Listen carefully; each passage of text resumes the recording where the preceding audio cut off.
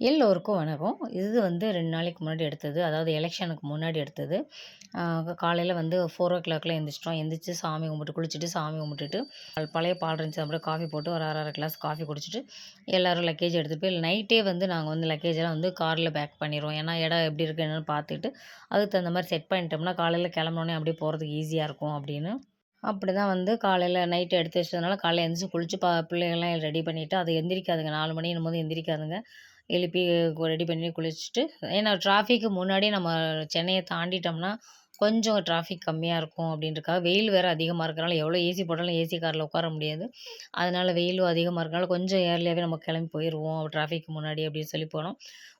8, 8:30, 9 மணி ஆயிடுச்சு. அங்க ஒரு இடத்துல போய் ஆரியாஸ்ல போய் பைபாஸ் ரோட்லயே இருக்கிறத, அந்த கடையில போய் ஹோட்டல்ல போய் ஏதாவது டிஃபன் சாப்பிட்டு போலாம். ஏன்னா காலையில சீக்கிரம் குளிச்சுட்டாலே என்ன செய்யும்? பசிக்க ஆரம்பிச்சுரும். குளிக்காம இருந்தோம்னு வச்சுக்கங்களேன், எவ்வளோ நேரம்னாலும் பசி தாங்கும். ஆனா குளிச்சிட்டோம்னா சீக்கிரம் பசிக்கும். அதனால ஏதாவது சாப்பிடலான்னு சொல்லி ஒரு ஹோட்டல் போனோம். அங்க பார்த்தீங்கன்னா, ஃபுல் ரஷ்ஷா இருந்துச்சு. ஏன்னா எல்லாரும் ஊருக்கு கிளம்புறதுனால அந்த ரஷ் வேற. இன்னொன்னு சர்வீஸ் வேற ரொம்ப ஸ்லோவா இருந்துச்சு. நாங்க சீக்கிரம் 2, 2:30க்கெல்லாம் வீட்டுக்கு வந்துரலாம் அப்படின்றதுக்காக பிளான்ல போனோம். சென்னை டூ மதுரை. அப்புறம் சரி ஆர்டர் பண்ணி உட்காந்துருக்கோம் வரவே இல்ல. காலையிலேயே அவ்வளோ சுறுசுறுப்பு இல்லாம ஆர்டர் எடுக்க வந்தாங்க.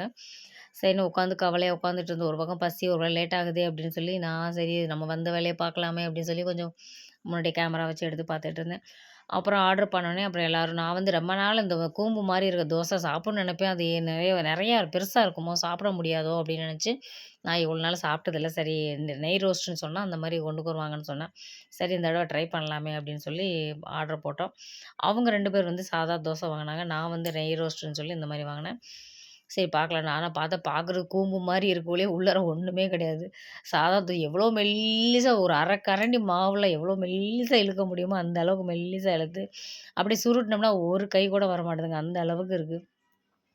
ஆனா பார்க்குறதுக்கு மட்டும் அப்படியே பெருசா தொப்பி மாரி நல்லா வச்சிருந்தாங்க. எல்லாமே தோசை மாவு ஒண்ணு தான். தோசையோட ஷேப் எல்லாம் வேற அவ்வளோதான ஒழிய மத்தபடி எல்லாம் டேஸ்ட் எல்லாம் ஒண்ணு தான். இவ்வளோதான் கூம்பு மாரி உள்ள இருக்கு பாருங்க. அப்புறம் சாம்பார், சட்னி இதெல்லாம் வச்சிருந்தாங்க. அந்த அளவுக்கு நம்மளுக்கு மதுரையில இருக்க சாம்பார், சட்னி, தோசை, இட்லி தாங்க செமையா இருக்கும். அதனால சரி ஓகே. என்னன்னா இது எந்த இடம்னா விழுப்புரம் தாண்டி நெனைக்கிறேன். விழுப்புரம் தாண்டி ஒரு ஹோட்டல்ல பைபாஸ் வழியில சட்னி, கார சட்னி, தேங்காய் சட்னி, சாம்பார் வச்சு சாப்பிட்டுட்டு எப்பயுமே நான் பொங்கல் வாங்குவேன். ஆனா, ட்ராவல் பண்ணும்போது ஓவர் ஆயிடுச்சுன்னா ஒரு மாரி வாமிட்டிங் சென்ஸ் வரும். அதுக்காக நான் வந்து பொங்கல் வாங்கல. சரி இந்த தடவ தோசை வாங்கலாம். அவங்கலாம் இட்லி வாங்குனாங்க. நான் தோசை வாங்கினேன். 2 பேரும் பூரி வாங்குனோம். பசங்க வந்து பூரி வாங்குனாங்க. சரின்னு சாப்பிட்டுட்டு அப்படியே கிளம்பலான்னு இடையில பார்த்தீங்கன்னா, அப்புறம் ஜூஸ் குடிக்கலான்னு ஒரு இடம் ஸ்டாப் பண்ணோம். ஸ்டாப் பண்ணிட்டு நிப்பாட்டி கொஞ்சம் பசங்கலாம் ஒரே இதான் டயர்ட் ஆயிறாங்க. வெயில் ஓவரா இருக்கனால அவங்களால காருக்குள்ளேயே இருந்தாலுமே ஒரு மாரி ஸ்ட்ரெயின் ஆகுது. எல்லாரும் கூட்டமா உட்காந்துட்டு இருக்கும்போது ஒருத்தர் மேல ஒருத்தர் இப்படின்னா அவங்க தூங்க முடியல. உட்காந்துக்கே ட்ராவல் பண்ணும்போது அவங்களுக்கு கஷ்டமா இருக்கு. அதனால கொஞ்சம் சிரமமா இருந்துச்சு. அப்புறம் அவங்களும் இட்லி வாங்கிட்டு மெதுவா சாப்பிட்டுட்டு இருந்தாங்க. சீக்கிரம் சாப்பிட்டு கிளம்புங்க அப்படின்னு சொல்லி கிளம்பிட்டு இருந்தோம். ட்ராவல் பண்ணும்போது எப்பயுமே இந்த புளி சாதம், தயிர் சாதம்லாம் கட்டிட்டு வருவோம். ஆனா இப்பலாம் விடுறதில்ல. ஏன்னா வீட்லயே அதே தான் சாப்பிடுறோம். வெளியிலயும் போய் அதே தான் சாப்பிடாட்டி என்ன அப்படின்னு சொல்லி புளி சாதம்லாம் விட்டுருவோம். காலங்காத்தாலே நம்ம வந்து சாதம் சாப்பிட்டோம்னா ரொம்ப ஓவரா இருக்கும். ஹெவியா சாப்பிட்ட மாரி இருக்கும். அதனால இந்த தடவ வந்து புளி சாதம், தயிர் சாதம் கட்டல. ரொம்ப நாளாவே நான் வேணான்டி நான் வீட்லயே சாப்பிட்றோம். வெளியில போம்போதாச்சும் சரி ஒரு ஹோட்டல்ல ஏதாவது சாப்பிடுவோமே பிடிச்சத அப்படி எப்ப பாரு சோத்து மூட்டைய கட்டிக்கிட்டே போணுமா அப்படின்னு.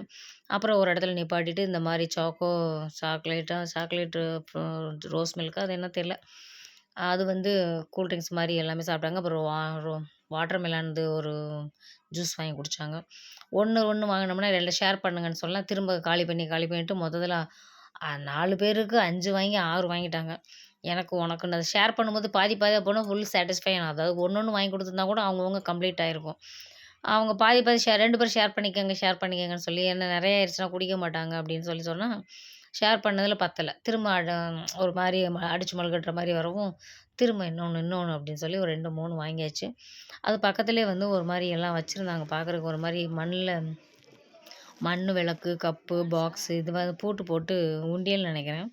உண்டியல் வந்து பூட்டு போட்டு வச்சுக்கிற மாரி உண்டியல். இது வந்து சின்ன சின்ன சம்மந்தப்பட்ட கைவினை பொருட்கள்லாம் நெறையா வச்சிருந்தாங்க. பார்க்க நல்லா இருந்துச்சு. எப்பயுமே அந்த பைபாஸ் ரோடு சைடுல ஹோட்டல்ஸ்ல போனோம்னா, அந்த மாரி வெளியில வச்சிருப்பாங்க. இது வந்து இங்கேயும் வச்சிருந்தாங்க. சரின்னு பார்த்தாச்சு வந்து பொம்மைலாம் அழகா அழகா இருந்துச்சு. பார்த்துட்டு அந்த சைடு பார்த்தீங்கன்னா, ஒருத்தவங்க வந்து டூர் வந்திருப்பாங்க போல. பஸ்ஸில வந்திருப்பாங்க போல. அங்கேயே நிப்பாட்டி சமைச்சிருப்பாங்க போல. சாப்பாடு, சிக்கன் கிரேவி மாரி இருந்துச்சு. அப்புறம் ரசம் வச்சிருந்தாங்க.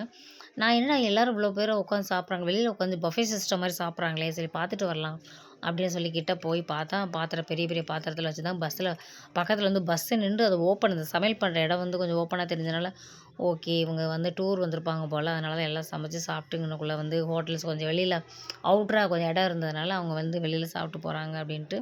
இல்லாட்டி என்னடா சாப்பாடு இங்க ஊசிய போடுறாங்களோ, இல்ல வந்து அங்க பே பண்ணோம்னா, இங்க வந்து சாப்பிட்டுக்கலாமோ அப்படின்னு நினச்சு நான் போய் பார்த்தேன். அப்படியே சாப்பிட்டுட்டு கிளம்பிட்டோம்ங்க. ஆ பாதி தூரம் ஒரே தான் ஸ்ட்ரெயின் 6 மணி நேரம், 5 மணி நேரம்ன்னும்போது ஒருத்தரே ஓட்டிட்டு வரும்போது கையெல்லாம் வலிக்கும்ன்னு சொல்லி, என் பையன் என்ன பண்ணிட்டான், நான் கொஞ்சம் ரெஸ்ட் எடுத்துக்கிறேன். சவிதா ஓட்ட சொன்னேன், மருமகள ஓட்ட சொன்னேன். அவ வந்து அவளும் ஓட்டுவா. அதனால பாதி தூரம் கொஞ்சம் பைபாஸ் வந்து டிராஃபிக்ல திண்டுக்கல்ல தாண்டினா கொஞ்சம் இதா இருக்கும். அப்ப இந்த சமயத்தில கொஞ்சம் அவட்ட குடுத்தோம்னா, அவ கொஞ்சம் ஒரு 1 ஹவர், 2 ஹவர்ஸ் ஓட்டிட்டு வந்தான்னா, அப்புறம் வந்து டவுனுக்குள்ள வந்துட்டோம்னா, மதுரை சிட்டிக்குள்ளேயே டவுனுக்குள்ள வந்துட்டோம்னா கொஞ்சம் டிராஃபிக்கா இருக்கும். அப்போ வந்து அவன் வந்து சேஞ்ச் பண்ணிக்கிருவான்.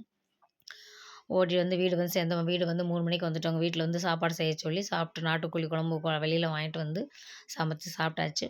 அப்புறம் வந்து நம்ம அடுத்த நாள் வந்து ஓட்டு போட நாங்க சென்னையிலேருந்து மதுரைக்கு வந்து எப்பவுமே வந்தோம்னா, சென்னையிலேருந்து வந்தோம்னா மதிய சாப்பாடு வெளியிலேயே மதுரைக்குள்ள போயிட்டு வெளியிலேயே சாப்பிட்டு வந்துருவோம். பிரியாணி ஏதாவது சாப்பிட்டு வருவோம். ஆனா, இந்த தடவ வந்து உள்ளார போயிட்டு வந்து வெயில்னால ரொம்ப ஹீட்டா இருந்துச்சு. அதனால டவுனுக்குள்ள போய் திரும்பி வண்டியில திருப்பி வர்றதுக்குள்ள போதும் போதும்ன்னு ஆயிரும் அப்டின்ட்டு, அவர் வந்து எங்க வீட்டுக்காரர் இங்க இருக்கிறனால அவர சமைக்க சொல்லியிருந்தோம். சாப்பாடு செஞ்சிருந்தாரு. அவர் சாப்பாடு செஞ்சு வெளியில முட்டை குழம்பு வாங்கி வச்சிருக்கேன் அப்டின்னாரு. நாங்க வரையில ஒரு நாட்டுக்கோழி குழம்பு வாங்கிட்டு வருவோம்னு சொல்லி கடையில அந்த ஒரு கடை இருக்கு வர்ற வழியில. அங்க வந்து நாட்டுக்கோழி குழம்பு கிடைக்கும். அங்க வாங்கிட்டு அப்படியே வந்துட்டோம். வந்து வீட்ல வந்து குழம்பு பார்சல் ரூ. 200 ஒரு கவரு. ஒரு கவர்ல நாட்டுக்கோழி குழம்புன்னு சொல்றாங்க. ஆனா நாட்டுக்கோழி கறி தான்னு சொல்றாங்க. ஆனா உண்மையா பொய்யா தெரியல. அந்த குழம்பு நல்லா தான் இருக்கும். சுமாரா ஓரளவுக்கு ரொம்ப இல்லாம. சாப்பிட்டுட்டு சாதம் மட்டும் வச்சுட்டு குழம்பு மட்டும் வாங்கி ரசம் குடுத்துருந்தாங்க. சூப்பரா வந்து சாப்பிட்டு அடுத்த நாள் வந்து நாங்க ஓட்டு போட கிளம்பிட்டோம். எங்க ஜனநாயக கடமைய நாங்க ஆற்றிட்டோம். ஏன்னா இந்த தடவ மட்டும் நான் என்னமோ தெரியல எல்லாரும் ஓட்டு போடணுன்ற ஆர்வமா எல்லாம் கிளம்பி வந்து டிராஃபிக்கு. எத்தன பேர் இந்த தடவ புதுசா ஓட்டு போட்டீங்க? கண்டிப்பா ஓட்டு போட்டீங்களா? இல்லையா? ஆர்வத்தோட போட்டீங்களா? அப்படின்றத கமெண்ட்ல சொல்லுங்க. இந்த வீடியோ பிடிச்சிருந்தா லைக் பண்ணுங்க, சப்ஸ்கிரைப் பண்ணுங்க. நெக்ஸ்ட் நல்ல வீடியோல சந்திக்கலாம். நன்றி, வணக்கம். தேங்க்ஸ் ஃபார் வாட்சிங்.